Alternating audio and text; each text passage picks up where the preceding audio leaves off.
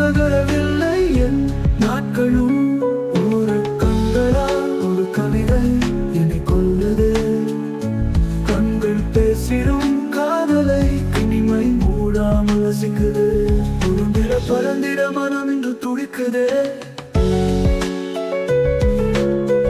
அவளை கண்டதும் காரணம் என்று கரையுது. தென்றலும் நீதானே, மேலங்கமும் நீதானே. என்னை திருடிய கண்ணன் போல் உன்னை திருடிட மனம் இங்கு துடிக்குதே. ஓ வெள்ளை மழையா, ஓ மனிதன் சிலையா, ஒரு கண்களா ஒரு கவிதை